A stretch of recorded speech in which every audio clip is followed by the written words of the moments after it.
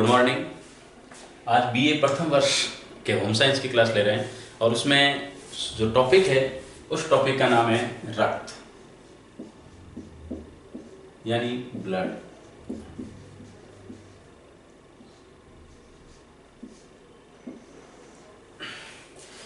इस टॉपिक की शुरुआत कर रहे हैं तो कहते हैं रक्त को पूरा समझना है। रक्त में क्या क्या कंपोजिशंस है, उसके रक्त के ग्रुप्स क्या है, पूरा रक्त का जो परिसंचरण तंत्र है उसको। वैसे तो रक्त को दो बार पढ़ेंगे अपन, एक बार रक्त के साथ इसका पूरा संगठन पढ़ रहे हैं तब, और दूसरी बार जब रक्त का परिसंचरण पढ़ेंगे तब एक बार हार्ट के साथ इसको पढ़ेंगे, यानी हृदय के साथ भी इसका वापिस एनालिसिस होगा। तो पहले टॉपिक की शुरुआत कर रहे हैं रक्त से। रक्त में है क्या क्या, रक्त के पार्ट्स कौन कौन से हैं, रक्त कितने भागों में डिवाइड है, तो उनके प्रत्येक डिवाइड के क्या क्या फंक्शंस हैं, उनके बारे में विस्तार से अध्ययन कर रहे हैं। देखो, रक्त जो होता है मुख्य रूप से दो भागों में बंटा हुआ होता है। एक होता है प्लाज्मा और दूसरा होता है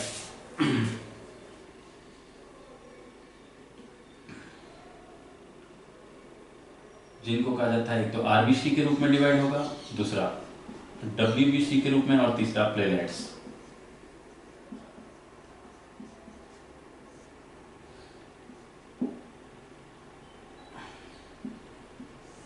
यानी ये कणिकाओं के रूप में है। किस रूप में है?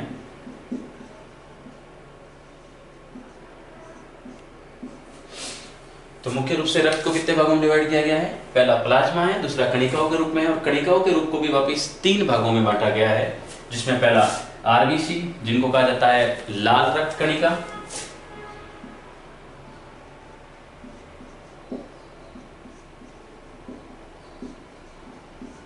दूसरा डब्ल्यूबीसी जिसको कहते हैं श्वेत रक्त कणिका,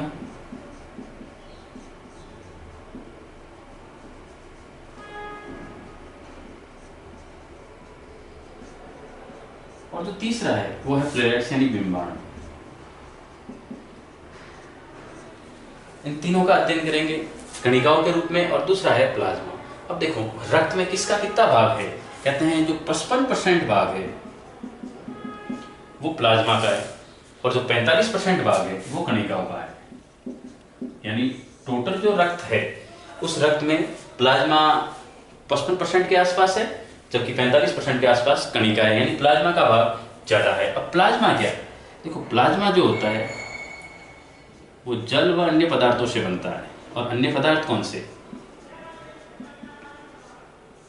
अगर इसमें देखें जो अन्य पदार्थ में, तो कहते हैं कैल्शियम, मैग्नीशियम, कैल्शियम मैग्नीशियम, इनकी प्रचुरता पाई जाती है इसमें। इसके अलावा फास्फोरस, पोटेशियम, उनकी संख्या ज्यादा होती है। वो सब मिलकर के अन्य पदार्थ के रूप में होते हैं। लेकिन जो जल है वो महत्वपूर्ण है, क्योंकि अन्य पदार्थ जो है वो सिर्फ 10% रोल अदा कर रहे हैं, जबकि जो जल है वो 90% होता है।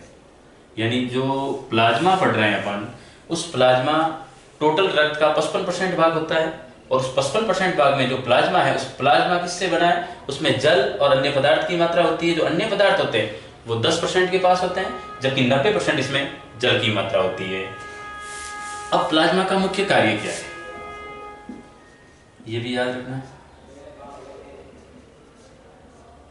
ये जो प्लाज्मा है, वैसे तो अपन बिंबाणु के रूप में भी पढ़ेंगे इसको अलग से, वापस इस फंक्शन को, लेकिन जो प्लाज्मा है ये क्या करता है? रोग प्रतिरोधक क्षमता तो बढ़ाएगा, लेकिन इसके साथ साथ इसका एक जो मेन फंक्शन है वो है रक्त का थक्का बनाना।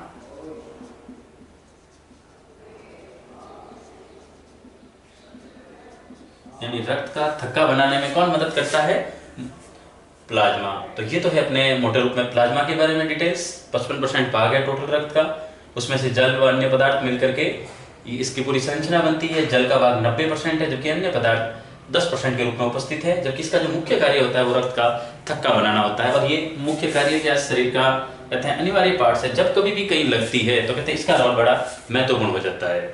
दूसरी चीज, अब पढ़ रहे हैं अपन दूसरा भाग कणिकाओं के बारे में। कणिकाएं क्या है? पहली होती है लाल रक्त कणिकाएं, दूसरा होता है डब्ल्यूबीसी, और तीसरा है प्लेटलेट्स। अब जो लाल रक्त कणिका है इनका भाग कितना है? तो ध्यान रखना, ये भी 90% के आसपास है, बाकी दोनों मिलाकर के 10% के आसपास है।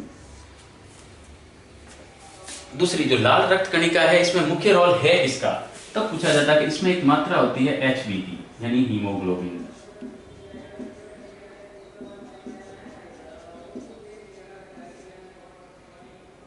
जो हीमोग्लोबिन है HB, उसकी मात्रा ज्यादा होने के कारण कहते हैं इसका रंग थोड़ा सा लाल सा दिखता है, यानी लाल रक्त कणिकाओं में मुख्य रोल है वो हीमोग्लोबिन का है।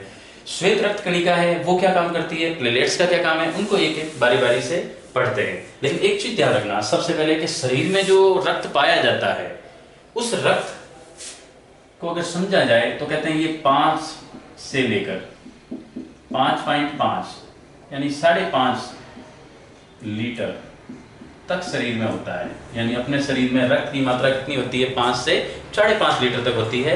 उसमें से जो आरबीसी है, अपन ने कई बार देखते हैं कि जैसे रक्त का अपन देखते हैं कि ब्लड चेक करवाने जाते हैं तब कहते हैं डॉक्टर वगैरह, तब एक चीज कहते हैं कि इसमें रक्त की कमी है और इसमें रक्त बराबर है, तो कहते हैं वो किस आधार पे कह रहे हैं कि इसमें रक्त की कमी है या इसमें ज्यादा है, तो कहते हैं क्या उसमें 5 से 5.5 लीटर मापा जाता है।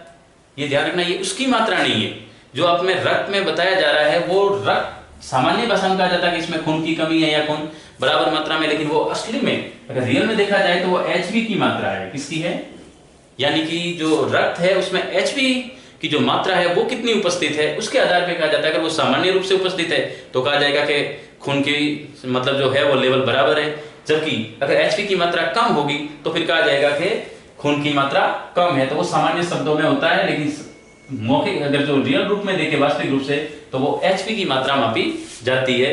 दूसरी चीज, आरबीसी जो है, इस आरबीसी का मुख्य कार्य क्या है, तो देखो जो आरबीसी है ये क्या करता है, इस आरबीसी को यहां समझते हैं। आरबीसी का मुख्य कार्य है O2 व CO2 का परिवहन, यानी कि O2 ऑक्सीजन और कार्बन डाइऑक्साइड का जो ऑक्सीजन का परिवहन होता है, वो परिवहन मुख्य काम किसका है, यानी कि O2 व CO2 का जो संवहन होता है वो किसके द्वारा होता है, आरबीसी के द्वारा। अब ये जो आरबीसी है, इस आरबीसी का जो जीवन काल है, कई बार पूछा गया इसका जीवन काल कितना होता है, यानी जो लाल रक्त कणिकाएं इनका जीवन काल कितना होता है, तो सामान्यतः 120 दिन होता है। 120 दिन बाद में ये कणिकाएं मर जाती है। लेकिन कहते हैं कि अगर इतनी मात्रा में ये कणिकाएं मरती है तो इसके फिर शरीर में होता क्या, तो कहते हैं कि एक दूसरा काम है WBC। ये जो श्वेत रक्त कणिका है ये क्या करता है, आरबीसी का भक्षण करती है, ध्यान रखना, और शरीर को शुद्ध बनाए रखती है।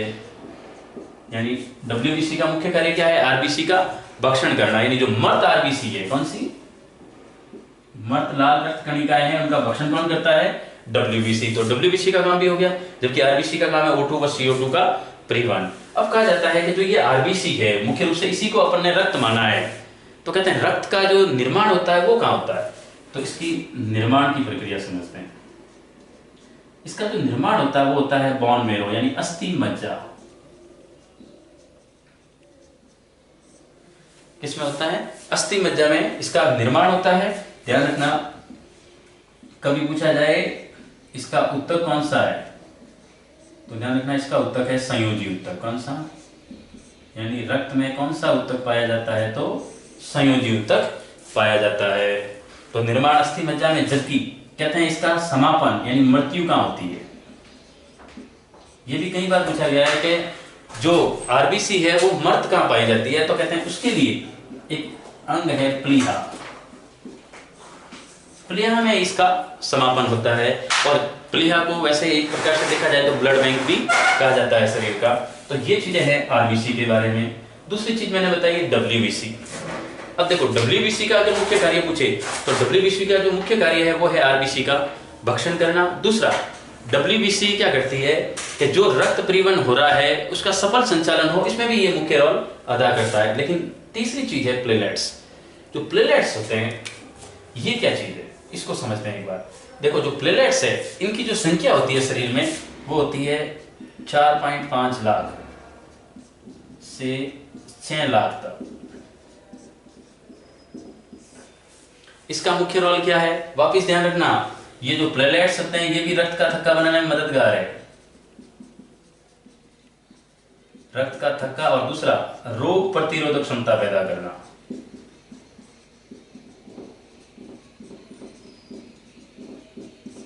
यानी शरीर में रोग प्रतिरोधक क्षमता भी कौन पैदा करता है? प्लेटलेट्स। अब देखो रक्त का थक्का, यानी जब भी किसी की कोई कट लगता है, घाव लगता है और उसका ब्लड निकल रहा है, तो कहते हैं उसको रोकने के लिए प्लेटलेट्स होने जरूरी है। अगर प्लेटलेट्स की मात्रा सामान्य रूप से अगर इनके बीच में है, तो कहते हैं कि अगर उनका सिजेरियन भी होता है तो वो सही स्थिति में रहेगा, उस रोग को मतलब जो ब्लड निकल रहा है उसके ऊपर थक्का बनाने में मदद कर सकता है। लेकिन अगर इनकी संख्या कम होती है तो फिर ये खतरनाक स्थिति में आ जाता है। विशेष करके जिनको डायबिटीज होती है, यानी जो मधुमेह, उनमें प्लेटलेट्स की संख्या कम हो जाती है। यानी ये प्लेटलेट्स की संख्या को कम करने में मतलब कहते हैं मधुमेह रोग है वो जिम्मेदार है। दूसरी चीज, 4.5 लाख से 6 लाख तक इसका है असर। अब इनकी संख्या देखी जाती है, जब भी इनका मापन होता है तब बताया जाता है कि इसमें इतने प्लेटलेट्स की संख्या है या इससे कम है। तो ये चीज भी, इसके भी टेस्ट होते हैं। तो ये प्लेटलेट्स बड़ा महत्वपूर्ण है। लेकिन प्लेटलेट्स को भी 2 भागों में बांटा गया है। एक होता है लिम्फोसाइट्स,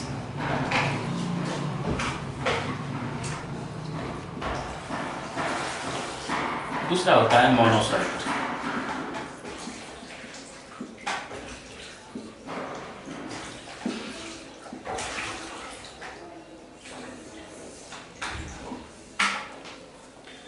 अब देखो अपन अभी भी प्लेटलेट्स पे चल रहे हैं। तो लिम्फोसाइट्स और मोनोसाइट्स क्या है? जो लिम्फोसाइट्स है ये क्या करता है? ये क्या करता है? शरीर में रोग प्रतिरोधक क्षमता के लिए जिम्मेदार है। जबकि जो मोनोसाइट्स है ये रक्त का थक्का बनाने में सहायक है। यानी रक्त का थक्का बनाने में कौन सहायक है? मोनोसाइट्स। जबकि लिम्फोसाइट्स है वो रोग प्रतिरोधक क्षमता पैदा करता है। तो ये है रक्त के बारे में मोटा मोटा एक प्रकार से स्ट्रक्चर। इसके अलावा जो रक्त है उसके ब्लड ग्रुप है, उस ब्लड ग्रुप को समझते हैं। एक बार आप इसको नोट डाउन कर लीजिए, फिर अपन ब्लड ग्रुप देखते हैं।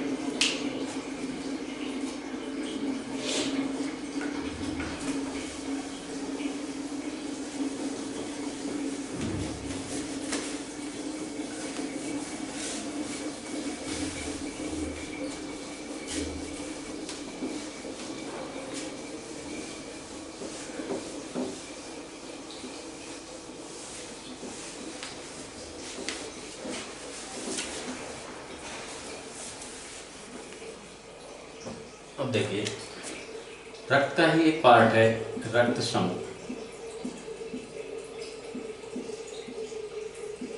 जिनको अपन कहते हैं ब्लड ग्रुप।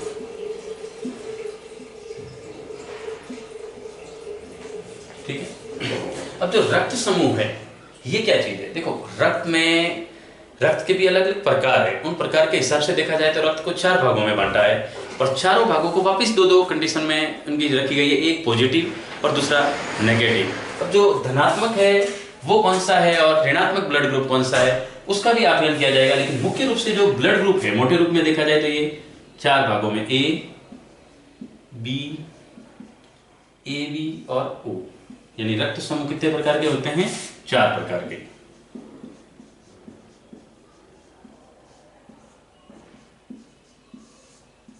चार प्रकार का है। ठीक है। कौन कौन सा है? ए बी और ओ। अब देखो ये जो रक्त समूह है इसमें कहते हैं एक RH कारक होता है। उस RH कारक की उपस्थिति के आधार पर रक्त को ये रक्त के जो ब्लड ग्रुप है 4, उन चारों को वापिस धनात्मक और ऋणात्मक में बांटा गया है। यानी कौन सा ब्लड ग्रुप पॉजिटिव है, कौन सा ब्लड ग्रुप नेगेटिव है। यानी जिसमें RH कारक उपस्थित है वो पॉजिटिव ब्लड ग्रुप होगा, और जिसमें ये एब्सेंट है वो नेगेटिव ब्लड ग्रुप होगा। क्लियर? अब देखो जो 4 ब्लड ग्रुप है, अब कौन सा ब्लड ग्रुप वाला व्यक्ति किस ब्लड ग्रुप मतलब किस व्यक्ति के जो ब्लड ग्रुप है उसको खून दे सकता है, यानी रक्त किसको दिया जाता है और किससे लिया जाएगा, उसके आधार पे डायग्राम से अपन समझते हैं कि ये है क्या। देखो यहां है O, यहां लिख लेते हैं A, यहां लिख लेते हैं B और यहां लिख लेते हैं AB। इससे आपको तुरंत समझ में आ जाएगा कि कौन किसको देता है और कौन किससे लेता है। ध्यान रखना जो ब्लड ग्रुप जिस व्यक्ति का है उसके जो समान ब्लड ग्रुप वाला है वो तो उसको ब्लड देगा ही देगा। यानी सीधी सी बात है, अगर मेरा ब्लड ग्रुप O है तो फिर मुझे जो भी O ब्लड ग्रुप वाले हैं वो मुझे खून दे सकते हैं और मैं उन्हें दे भी सकता हूँ और उनसे ले भी सकता हूँ। तो कहते हैं ये तो कोई प्रॉब्लम है नहीं, क्या ओ वाला तो ओ को देता भी है और लेता भी है, ए वाला ए को देगा भी और लेगा भी, बी वाला भी बी को देगा और लेगा, और ए बी वाला भी ए बी को देगा और लेगा। लेकिन यदि समान ब्लड ग्रुप वाले लोग नहीं हो, तब कौन सा ब्लड ग्रुप वाला किससे ले सकता है और किसको दे सकता है, इस आधार पे अपन इस डायग्राम से समझते हैं। जैसे वो वाला है, उसकी तरफ मैंने तीर किया, यानी इस तरफ जा रहा है, इसकी तरफ भी मैंने एक तीर किया और इसकी तरफ भी तीर किया। फिर देखो ए से मैं वापस इस तरफ तीर कर रहा हूं और इस तरफ भी तीर कर रहा हूं। इससे आप समझ जाओ कि देखो जो ब्लड ग्रुप ओ है वो खुद को तो देता ही है, यानी मैंने पहले ही बता दिया कि जिसका जो ब्लड ग्रुप है वो खुद उस समय ब्लड ग्रुप वालों को, समान वालों को तो देगा ही देगा, लेकिन दूसरे को किसको दे रहा है, तो इसका तीर देखो ओ का ए की तरफ भी जा रहा है, यानी ओ ए वाले को भी देता है खून, ओ बी वाले को भी दे रहा है, ए बी वाले को भी दे रहा है, बी ए बी वाले को दे रहा है, जबकि ओ देखो तीनों को दे रहा है, ए को भी दे रहा है, ओ को भी दे रहा है और बी को भी दे रहा है, और खुद को तो देगा ही देगा। इसका मतलब ये हुआ कि जो ओ ब्लड ग्रुप है वो सबको दे रहा है, यानी जिस किसी के भी कोई जरूरत पड़े ब्लड ग्रुप की, रक्त की, तब कहते हैं कि किसको देखा जाए, तो अगर सबसे ज्यादा कोई फिट व्यक्ति बैठता है उसके लिए तो वो होगा ओ वाला। तो अब उस आधार पे देखें तो कहते हैं कि जो ओ ब्लड ग्रुप वाला है वो देता सबको है, इसलिए ओ जो ग्रुप है वो कहलाता है सर्वदाता, ऑल डोनर।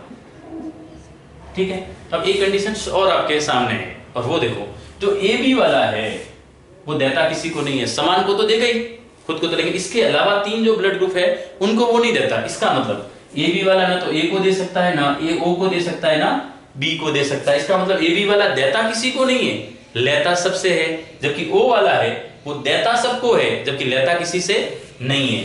तो इससे ये हुआ कि जो ए बी ब्लड ग्रुप है वो हुआ सर्वग्राही, यानी सबसे ग्रहण कर रहा है, ऑल एक्सेप्टर।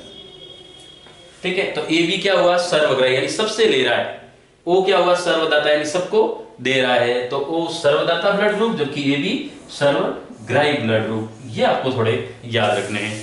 ठीक है, अब देखो इस आधार पे देखा जाए तो जब कभी ओ को ब्लड की जरूरत पड़ेगी तो इसका मतलब ओ के लिए सिर्फ ओ ही काम आएगा, ये दूसरे वाले काम नहीं आएंगे। जबकि ए बी को जरूरत पड़ी है तो ए बी वाले को सब देने के लिए तैयार है, जबकि ए बी वाला जो है वो और किसी को नहीं दे सकता।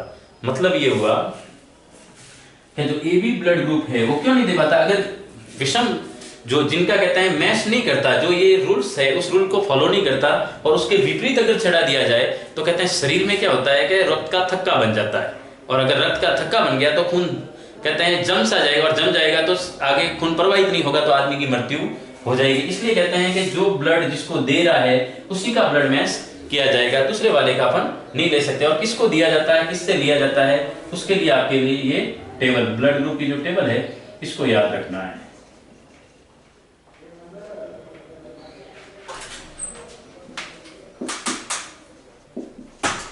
इससे आपके समझ में आ जाएगा कि कौन सा ब्लड ग्रुप वाला किसको दे रहा है। इसके लिए देखो एक टेबल भी बना सकते हो आप ऐसे, जैसे ओ, अब देखो देना और लेना है, डोनेट किसको कर रहा है या लेना किसको कर रहा है, तो वो आप टेबल इसको देख करके बना सकते हो। जैसे देखो ओ किसको देता है, ए को, दो टेबल बना लेना, एक लेने वाले की और एक देने वाले की। देने वाले की देते हैं तो ए को भी देता है, बी को भी देता है और ए बी को भी देता है, जबकि ए किसको देता है, सिर्फ ए बी को, बी सिर्फ ए बी को, जबकि ओ क्या करेगा, सॉरी ए बी क्या होगा, किसी को नहीं देगा, तो ए बी के लिए नील कर दो। ये टेबल बन गई। ये तो देने वालों की होगी कि कौन किसको देता है, और एक होगी लेने वालों की, वो आपको खुद इसको देख के बनानी है कि भाई लेता कौन किससे, तो लेता ए बी सबसे लेता है, ए ओ से लेता है, बी ओ से लेता है, ओ किसी से नहीं लेता, इसकी विपरीत बन जाएगी वो।